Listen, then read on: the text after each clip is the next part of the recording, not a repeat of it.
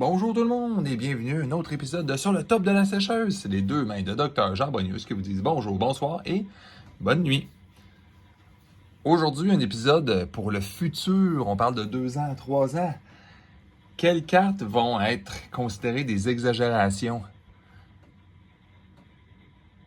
Hein? Question. Question rhétorique, évidemment. On n'entend pas à travers une caméra quand vous répondez. Quelles cartes vont être énormément meilleures qui sont là au point d'être exagérées? Celles et ceux encore intéressés, restez en ligne.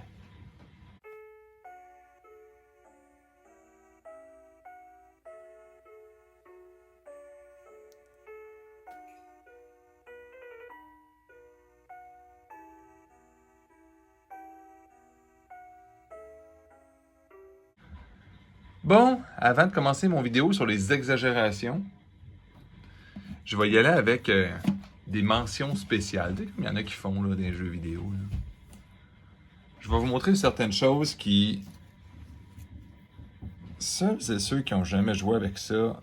En tout cas, on va commencer par nos amis, les auras, Jihad, Crusade, puis Eclipse. Si vous avez jamais joué contre ça, surtout le Jihad à cause des charges, là, mais un jour des charges, il va en avoir dans la Earth peut-être, puis dans les Evil aussi, il y en a déjà. Là. C'est d'une stupidité absolue. Là. Les pauvres petits decks de contrôle qui se font mettre jouer un Jihad au tour 1 ou 2, dépendamment comment on le fait. Là. Déjà au tour 3, t'es dans le trouble, parce que toi, t'avais prévu une belle stratégie de site défensif, puis... Oui, mais lui, le contourne, il apparaît. Fait que ton petit mur qui empêche d'avancer, le trou qui est placé en avant, mais qui finalement il se ramasse en arrière, à la fin, il y a juste des choses comme no mollo, puis ces choses-là qui vont pouvoir te permettre de survivre. Puis si jamais tu l'as mis au tour 1, ton no mollo, ton opposant peut littéralement attendre que tu mettes un site compromettant, puis qu'il ne mette pas de suite Jihad. Qu'est-ce qui les empêche de devenir broken? Bon, ok, c'est unique. L'avantage de ce jeu-là, de Sorcery, c'est que les uniques, t'en mets juste un par deck. Bon, évidemment, sauf le duplicateur, c'est 2 par deck. Mais comprenez que ça change tellement le match que c'est sûr que ces cartes-là sont dans la catégorie overpower. Maintenant, allons-y avec les vrais champions de la journée, là.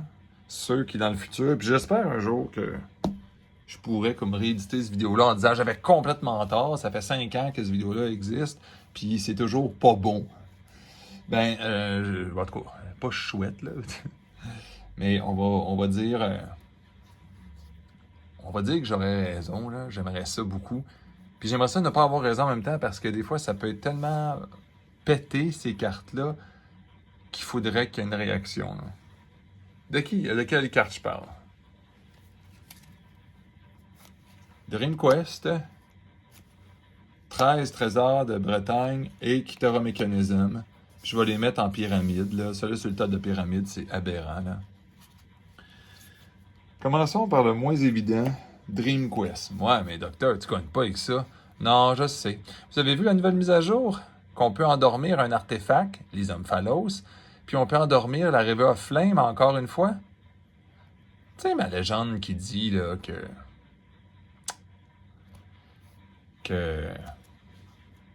les élémentalistes, on va tout finir par jouer élémentaliste. Là. Ben, au tour 1, tu as ton threshold de feu, de air et de feu. Tu mets le Dream Quest sur ta River of Flame. Mais qu'est-ce que ça fait, docteur, Dream Quest? Lisez pas le texte, OK? Parce que ça a été légèrement affecté. Bon. Ça a été légèrement modifié pour ne pas inclure l'avatar. Donc, on ne peut pas endormir notre avatar.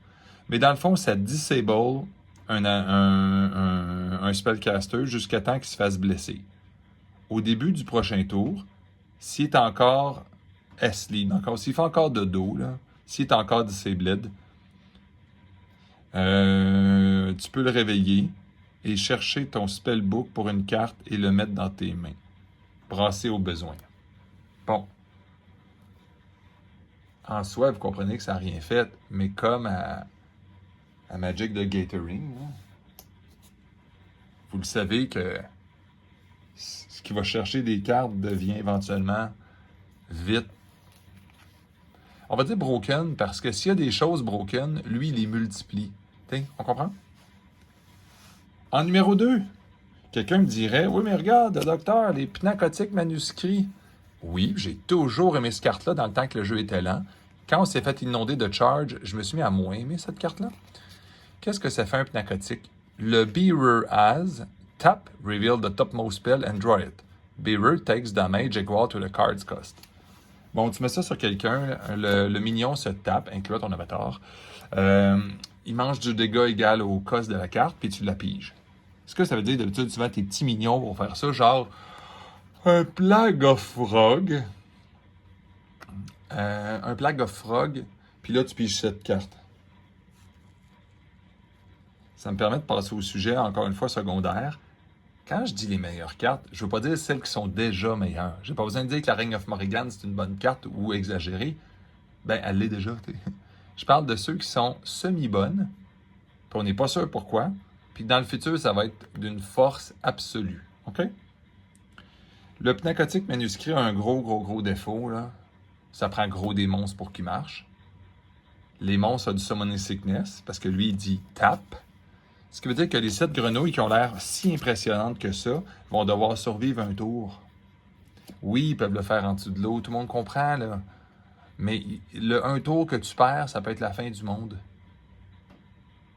Le 13 Treasure of Britain va un peu avec Kitara Mechanism. Quand tu le ramasses, son contrôleur pige une carte. Donc déjà, là, au niveau des restrictions, là, c'est tu piges, point final. Tu risques pas de te faire tuer. L'avatar peut le faire aussi sans conséquence. Mais après ça, il y a un défaut. Téléporte de Treasure on top of a random site or void. Il se ramasse en quelque part au hasard. Oups, pas à bonne place. Évidemment que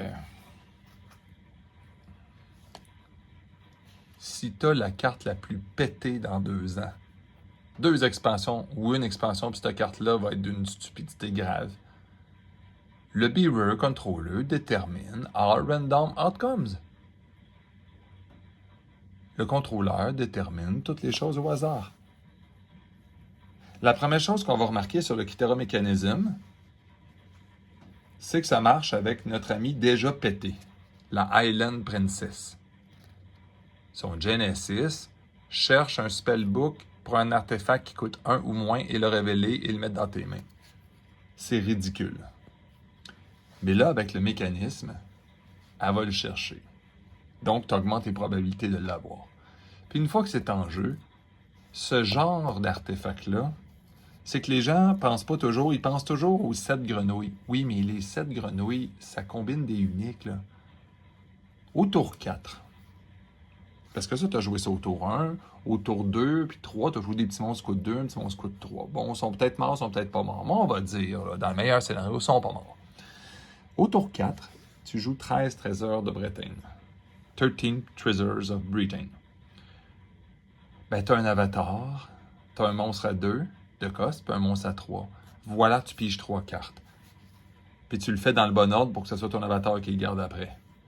Vous avez compris que le match est à peu près terminé, là, hein? Parce que peu importe ce que ton opposant va faire,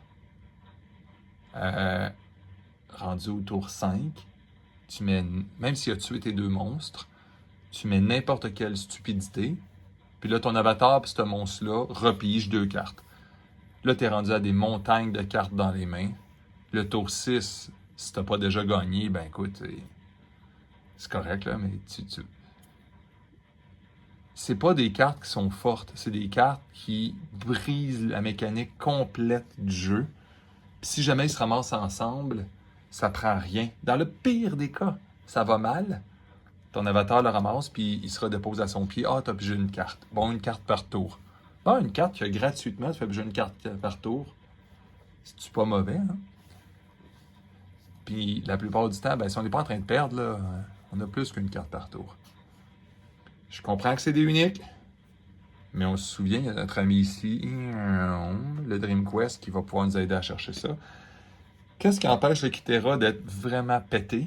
Parce que Dream Quest, Island Princess qui peuvent aller le chercher. Oh.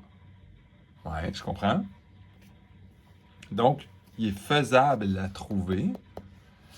Ben, qu'est-ce qui lui nuit un peu, c'est il n'y a pas tant de random que ça dans le jeu. Tu sais, oui, le trésor, oui, les lightning, oui, les gars qui se téléportent, mais franchement, faut pas exagérer, là. Rajouter 2 cartes random par expansion, pas plus. Ou 3. Puis, à un certain point, il va falloir que cette carte-là soit peut-être modifiée. À une par tour, peut-être. Une fois par tour, que ça peut générer, que ça contrôle le hasard. Parce que s'il fallait avoir que le seul but du match, éventuellement, ça va être ça. Le seul but du match va être de jouer des princesses, des Dream Quest, puis un Seer pour filtrer le deck pour avoir un Kythera Mechanism. Puis quand tu l'as, le match est terminé. Parce que toutes les cartes que tu vas jouer après vont être tellement pétées que ça n'aura aucun sens. Parce qu'on s'entend, vous voyez un exemple, 13 trésors de Bretagne, c'est aberrant, c'est pas un peu fort. Ça gagne pas one shot le tour que tu joues parce que tu as perdu ton tour à jouer 4. Mais si tu avais 3 puis 4 monstres, si tu jouais un Necromancer puis que tu avais 5 squelettes, ben ça va vite, là. Ça veut dire c'est 6 cartes incluant ton avatar au tour 4. Là. Ceux qui ne savent pas, c'est parce que tu joues des sites qui donnent 1, le Necromancer fait un petit squelette qui donne 1, ce qui veut dire que c'est facile au tour 4 d'avoir 6 squelettes. Là. Éventuellement, je prédis que cette carte-là va être erratée. Pas bannie, mais tu sais, avoir un petit errata cute dessus pour que ça soit gérable. Donc, nos 3 champions, Dream Quest, 13 trésors puis Kythera. Les innovations honorables que je vais passer trop vite, là, je vais les mentionner, mais Island Princess, Merlin. C'est dommage avec le reflet, ça n'a pas de sens. Aujourd'hui, j'ai du reflet, là, pas possible. Merlin, hein. Quand il va y avoir des spells différents, ça va être vraiment comique. Grigory Rasputin, vous savez pas ce que ça fait que se faire jouer autour d'un Grigory Rasputin. C'est un monstre à 2 que tu n'as pas le droit de tuer. Parce que si tu le tues, il va pouvoir utiliser son habilité. Puis il revient à n'en plus finir. Dans le jeu, c'est une plaie, ce bonhomme-là. Puis, en mention spéciale aussi, le Feast for Crow. Vous n'aimez pas ça avoir des amis? Vous voulez être compétitif en tournoi? Vous avez vu le match de à côté à quoi il ressemble? Parce que vous avez l'air d'un expert quand vous jouez contre la fois.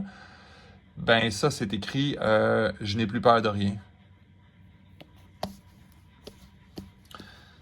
J'espère que vous avez aimé ça, ce petit épisode futuristique, en espérant que la prophétie se réalise. Pas qu'il soit broken, là, mais que ce soit vraiment que le Kythera Mechanism remplace la Ring of Morrigan. Ça me ferait chaud au cœur. Merci, à la prochaine et santé à vous et à votre famille.